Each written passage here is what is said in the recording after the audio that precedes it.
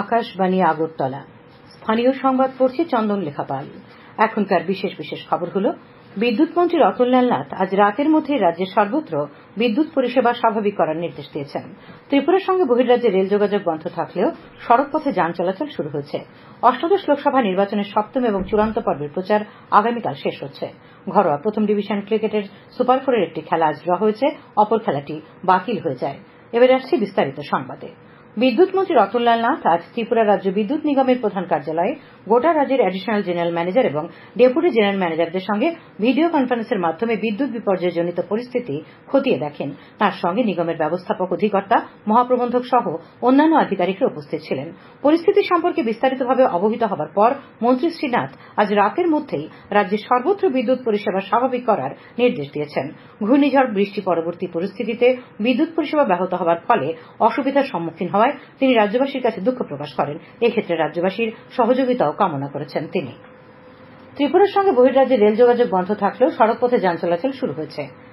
দক্ষিণ আসামের পাহাড় লাইনে সম্প্রতি রেমালের প্রভাবে প্রবল বৃষ্টিপাতের ফলে আসামের হাফলং ও ডিটেকছড়ার মধ্যে রেল টানেলে জল জমে যাওয়ায় সেই জল সরানো হয়েছে, রেল লাইন পরিষ্কার করা হয়েছে। এনএফ রেলের মুখ্য জনসংযোগ আধিকারিক সব্যসাচী দে আজ সন্ধ্যায় জানিয়েছেন, রেল লাইন ও টানেল পরিষ্কার হলেও বিস্তীর্ণ এলাকায় নতুন করে বৃষ্টি হওয়ায় পাহাড় লাইনে বেশ কিছু এলাকায় জল জমে গেছে। তিনি জানান, নিউ হারাঙ্গাজা ও বন্দরখাল স্টেশনের মাঝে একটি রেল সেতুর নিচে বয়ে যাওয়া নদীতে জল বিপদসীমার উপর দিয়ে বইছে। নিরাপত্তার কারণে এখনও ট্রেন পরিষেবা চালু করা যাচ্ছে না। তিনি জানান, এই রুটে আরও কিছু ট্রেন বাতিল করার সিদ্ধান্ত নেওয়া হয়েছে। এদিকে আগরতলা রেল স্টেশনের স্টেশন মাস্টার চন্দ্রমোহন সাহু জানিয়েছেন, আগরতলা লামডিং রুটে আজ কোন ট্রেন চলাচল করেনি। আগরতলা থেকে দূরপাল্লার দুটি ট্রেন, এলটিটি এক্সপ্রেস এবং কাঞ্চনজঙ্ঘা এক্সপ্রেসের যাত্রা বাতিল করা হয়েছে। এই দুটি ট্রেন আগামীকাল সকালে আগরতলা থেকে যাত্রা করার কথা ছিল। তবে ত্রিপুরা সুন্দরী যাত্রীবাহী ট্রেনটি আগামীকাল বিকেল 3:30 আগরতলা থেকে যাত্রা করার কথা রয়েছে। আসাম আগরতলা জাতীয় সড়কের সোনাপুর এলাকায় টানেলে গতকাল রাতে ধস পড়ায় গাড়ি চলাচল বন্ধ হয়েছিল। পুলিশ সুপার ভানুপদ চক্রবর্তী জানিয়েছেন, আজ ধস পরিষ্কার করে যান চলাচল শুরু হয়েছে। নির্বাচন কমিশনের নির্ঘণ্ট অনুযায়ী আগামী 4 জুন অষ্টাদশ লোকসভা নির্বাচনের ভোট গণনার প্রস্তুতি খতিয়ে দেখতে রাজ্যের মুখ্য নির্বাচনী আধিকারিক পুনিত আগরওয়াল আজ সিপাহীজলা জেলার বিশালগড় ও সোনামুড়া মহকুমার স্ট্রংরুম ও কাউন্টিং হল পরিদর্শন করেন। তাঁর সঙ্গে ছিলেন নির্বাচনী আধিকারিক তথা সিপাহীজলা জেলার জেলাশাসক নাগেশ কুমার বি, জেলার পুলিশ সুপার বিজে রেড্ডি সহ জেলার অন্তর্গত 2টি মহকুমার 7টি বিধানসভা কেন্দ্রের এআরওরা। উল্লেখ্য, আগামী 4 তারিখ সিপাহীজলার 3টি মহকুমার পৃথক 3টি গণনা কেন্দ্রের 9টি কাউন্টিং হলে ভোট গণনা হবে 9টি বিধানসভা ক্ষেত্রের। তার মধ্যে বিশালগড় মহকুমা শাসক অফিসের গণনা কেন্দ্রে গণনা করা হবে বিশালগড় মহকুমার 3টি বিধানসভা ক্ষেত্রের ভোট। অপরদিকে সোনামুড়া দ্বাদশ শ্রেণী বালিকা বিদ্যালয়ের গণনা কেন্দ্রে ভোট গণনা হবে সোনামুড়া মহকুমার 4টি বিধানসভা ক্ষেত্রের। আজ প্রথমে বিশালগড় ও পরে সোনামুড়ার গণনা কেন্দ্র পরিদর্শন করেন মুখ্য নির্বাচনী আধিকারিক। তিনি জানান, প্রতিটি ভোট গণনা কেন্দ্রে থাকবে ত্রিস্তরীয় নিরাপত্তা ব্যবস্থা। মুখ্যমন্ত্রী অধ্যাপক ড মানিক সাহা আজ আগরতলা রেন্টার্স কলোনি স্থিত নেতাজি সুভাষ স্টেট হোমিওপ্যাথিক হাসপাতাল পরিদর্শন করেন। হাসপাতালে চিকিৎসা পরিষেবায় যে সমস্ত সমস্যা রয়েছে সেই সম্পর্কে অবহিত হন তিনি। মুখ্যমন্ত্রী কর্তব্যরত চিকিৎসক ও হাসপাতালে চিকিৎসাধীন রোগীদের সঙ্গে কথাও বলেন। মুখ্যমন্ত্রীর সঙ্গে ছিলেন স্বাস্থ্য সচিব কিরণ গিত্তে। তারপর মুখ্যমন্ত্রী আগরতলা রিপসেট কলেজটিও পরিদর্শন করেন। ঊনকোটি জেলায় লোকসভা নির্বাচনের ভোট গণনা সুষ্ঠুভাবে সম্পন্ন করার লক্ষ্যে আজ কৈলাসহরের জেলা শাসক কার্যালয়ে বৈঠক হয়।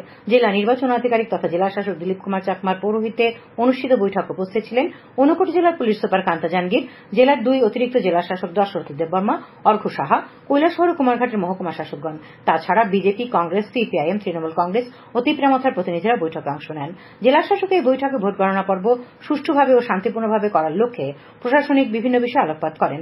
তাছাড়া ভোট গণনা প্রক্রিয়া বিষয়ে নির্বাচন কমিশনের নির্দেশিকা কঠোরভাবে মেনে চলার উপর গুরুত্ব আরোপ করা হয়। বৈঠক শেষে ঊনকোটি জেলার পুলিশ সুপার আকাশবাণীর জেলা সংবাদ প্রতিনিধি অনুপম ভট্টাচার্যকে জানান, নির্বিঘ্নে ও শান্তিপূর্ণভাবে ভোট গণনা পর্ব সম্পন্ন করতে প্রয়োজনীয় সব ব্যবস্থা গ্রহণ করা হয়েছে। কৈলাসহরের রাধাকিশোর ইনস্টিটিউশনের গণনা কেন্দ্রে থাকবে ত্রিস্তরীয় নিরাপত্তা বলয়। গণনা পর্ব ঘিরে সর্বত্র শান্তি সুস্থিতি বজায় রাখতে যথাযথ পদক্ষেপ নেওয়া হয়েছে বলে তিনি জানান। খবর প্রচারিত হচ্ছে আকাশবাণীর আগরতলা কেন্দ্র থেকে। অষ্টাদশ লোকসভা নির্বাচনের সপ্তম তথা চূড়ান্ত পর্বের প্রচার আগামীকাল বিকেলে শেষ হচ্ছে। এই পর্বে 7টি রাজ্য এবং একটি কেন্দ্রশাসিত অঞ্চলের 57টি সংসদীয় আসনে ভোট হবে 1 জুন। এই পর্বে মোট 904 জন প্রার্থী রয়েছেন। প্রধানমন্ত্রী বরিষ্ঠ বিজেপি নেতা নরেন্দ্র মোদী বলেছেন যে, যুক্তরাষ্ট্র, ইউরোপ বা জাপান যেই হোক না কেন সবাই আজ ভারতকে সম্মানের চোখে দেখে। পশ্চিমবঙ্গের মথুরাপুরে একটি নির্বাচনী জনসভায় শ্রী মোদী দাবি করেন, এটি সম্ভব হয়েছে বিজেপির নেতৃত্বাধীন এনডিএ সরকারের জন্য। তাঁর সরকারের সাফল্যের তালিকাও তুলে ধরেন প্রধানমন্ত্রী। বিহারে বরিষ্ঠ বিজেপি নেতা প্রতিরক্ষামন্ত্রী রাজনাথ সিং এনডিএ এনডিএ প্রার্থীর পক্ষে কারাকাট সংসদীয় কেন্দ্রের বিক্রমগঞ্জে জনসভা করেন। বক্সার এবং পাটনা সাহেব লোকসভা কেন্দ্রেও তিনি জনসভায় যোগ দেন। জেহানাবাদ কেন্দ্রে জনসভায় যোগ দিয়েছেন বিজেপির রাজ্য সভাপতি ও উপমুখ্যমন্ত্রী সম্রাট চৌধুরী। কারাকাট, নালন্দা, সাসারাম এবং পাটলিপুত্র লোকসভা কেন্দ্রে জনসভায় ভাষণ দেন তিনি। লোক জনশক্তি পার্টির রামবিলাস প্রধান, চিরাগ পাসওয়ান সাসারাম সংসদীয় কেন্দ্রের চেনারিতে জনসভায় ভাষণ দেন। উত্তরপ্রদেশের কেন্দ্রীয় স্বরাষ্ট্রমন্ত্রী বরিষ্ঠ বিজেপি নেতা অমিত শাহ কয়েকটি জনসভা এবং রোড শোতে অংশ নেন। উত্তরপ্রদেশের মুখ্যমন্ত্রী যোগী আদিত্যনাথ আজ কুশীনগরে একটি রাজনৈতিক সমাবেশে দাবি করেন যে শুধুমাত্র বিজেপিই দেশের সীমানা রক্ষা করতে সক্ষম। দেউরিয়া ও গোরখপুর জেলাতেও প্রচারে অংশ নেন তিনি। অন্যদিকে সমাজবাদী পার্টির প্রধান অখিলেশ যাদব দুদি বিধানসভা কেন্দ্রের দলীয় প্রার্থীর পক্ষে প্রচার করেন। পরে তিনি রবার্টসগঞ্জ ও মির্জাপুর লোকসভা কেন্দ্রের জনসভায় ভাষণ দেন। প্রবীণ কংগ্রেস নেতা রাহুল গান্ধী অভিযোগ করেছেন যে পাঞ্জাবে মাদকের গুরুতর সমস্যা রয়েছে এবং তা ক্রমশ বৃদ্ধি পাচ্ছে। আজ লুধিয়ানায় একটি নির্বাচনী সমাবেশে ভাষণ দিয়ে তিনি এই বিষয়ে কঠোর পদক্ষেপ নেওয়ার প্রয়োজনীয়তার উপর জোর দেন। তিনি কৃষকদের ন্যূনতম সহায়ক মূল্য বাস্তবায়নের প্রতিশ্রুতি দিয়ে বলেন যে কৃষকদের ঋণও মুকুব করা হবে। মিজোরামের আইজল জেলায় একাধিক ভূমিধসে মৃতের সংখ্যা 29-এ পৌঁছেছে। আজ দুটি স্থান থেকে আরো দুটি মৃতদেহ উদ্ধার করা হয়। আইজলের পুলিশ সুপার রাহুল আলওয়াল বলেছেন যে আজ আইজলের দক্ষিণ উপকণ্ঠে মেলতুম এবং লিমেন এলাকায় ধ্বংসাবশেষ থেকে একটি করে মৃতদেহ উদ্ধার করা হয়েছে।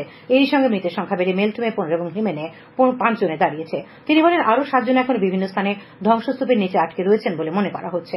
আইজলের জেলা প্রশাসক নাজুক কুমার বলেছেন যে অনুসন্ধান উদ্ধার অভিযান চলছে এবং নিখোঁজদের খুঁজে না পাওয়া পর্যন্ত তা অব্যাহত থাকবে।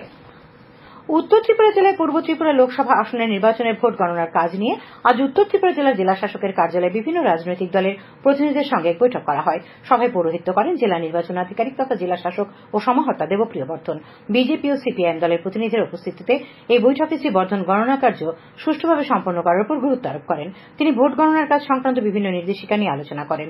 উপস্থিত ছিলেন উত্তর জেলার পুলিশ সুপার ভানুপদ চক্রবর্তী, অতিরিক্ত জেলা শাসক বিপ্লব দাস এবং সুভাষ চন্দ্র সাহা, ধর্মনগর, পানিসাগর, কাঞ্চনপুর মহকুমার মহকুমা শাসকরা। প্রদেশ কংগ্রেসের সদর জেলা কমিটির পক্ষ থেকে আজ বিদ্যুৎ পরিষেবা স্বাভাবিক করার দাবিতে বিক্ষোভ করা হয়। বিক্ষোভ মিছিলে দলের প্রতিনিধিরা অংশ নেন। পরে প্রতিনিধিরা ভুতুরিয়াস্থিত বিদ্যুৎ নিগম কার্যালয়ে ডেপুটেশন দেন। প্রতিনিধি দলে ছিলেন কংগ্রেস নেতা পার্থ আচার্য, যুব কংগ্রেস সভাপতি নীলকমল সাহা, নারী নেত্রী শ্রেয়সী লস্কর প্রমুখ। কয়েকদিন ধরে বিদ্যুৎ না থাকায় পশ্চিম জেলার জেলা ও দায়রা আদালতে কাজকর্ম ব্যাহত হয়। আদালতে বিদ্যুৎ পরিষেবা স্বাভাবিক করার দাবিতে আজ ফায়ার ব্রিগেড চৌমুহনীতে আইনজীবীরা পথ অবরোধ করেন। বরিষ্ঠ আইনজীবী সঞ্জীব দত্ত চৌধুরী জানান, বিদ্যুৎ না থাকায় গত কয়েকদিন ধরে আদালতের কাজকর্ম বন্ধ রয়েছে এবং পানীয় জলেরও সেখানে সংকট চলছে। বিদ্যুৎ পরিষেবা দ্রুত স্বাভাবিক করার দাবিতে আজ বিদ্যুৎ নিগমের কাছে দাবি জানিয়েছে ডিওয়াইএফআই। সংগঠনের উদ্যোগে মেলার মাঠ ছাত্র যুব ভবন থেকে মিছিল করে সংগঠনের সদস্যরা বিদ্যুৎ নিগমের টিআরটিসি অফিসের সামনে গিয়ে বিক্ষোভ দেখান। সিনিয়র ম্যানেজারের সঙ্গে দেখা করেন তারা।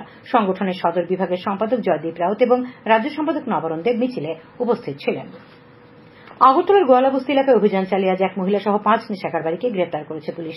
এনসিসি থানার ওসি সুশান্ত দেব দুপুরে এক সাংবাদিক সম্মেলনে জানান, গোয়ালাবস্তিতে নেশাদ্রব্য বিক্রি হওয়ার খবর পেয়ে পুলিশ অভিযান করে তাদের আটক করে। ধৃতদের কাছ থেকে 400 কোটো ব্রাউন সুগার, 3000 খালি কোটো এবং 1,25,000 টাকারও বেশি পাওয়া গেছে। ধৃতদের পুলিশ রিমান্ড চেয়ে আদালতে আজ হাজির করা হবে বলে ওসি জানান।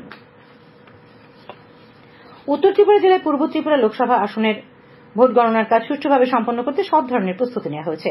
জেলা নির্বাচন আধিকারিক তথা জেলা শাসক দেবপ্রিয় বর্ধন আজ ধর্মনগরে সাংবাদিক সম্মেলনে জানান, উত্তর ত্রিপুরা জেলার 7টি বিধানসভা কেন্দ্রের গণনা জেলার 3টি মহকুমায় হবে। কদমতলা, কুর্তি, বাগবাসা, ধর্মনগর, যুবরাজনগর বিধানসভা কেন্দ্রের গণনা ধর্মনগরে হবে। তাছাড়া পানিসাগর বিধানসভা কেন্দ্রের গণনা পানিসাগরে এবং প্যাচারতলা কাঞ্চনপুর বিধানসভা কেন্দ্রের গণনা হবে কাঞ্চনপুরে।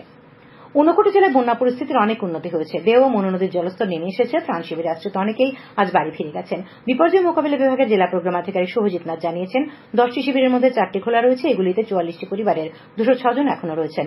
আগামীকাল তারাও বাড়ি ঘুরে ফিরবেন বলে তিনি আশা প্রকাশ করেন। এদিকে আজ বিকেলে কৈলাসহরের ডিএম কনফারেন্স হলে জেলা শাসক দিলীপ কুমার চাকমা সভাপতিত্বে এক প্রশাসনিক বৈঠকে বন্যা পরবর্তী পরিস্থিতি নিয়ে আলোচনা করা হয়। ধলাই জেলা জুড়ে ম্যালেরিয়া পরিস্থিতি মোকাবিলায় স্বাস্থ্য দপ্তর এবং জেলা প্রশাসন যৌথভাবে ব্যাপক উদ্যোগ নিয়েছে।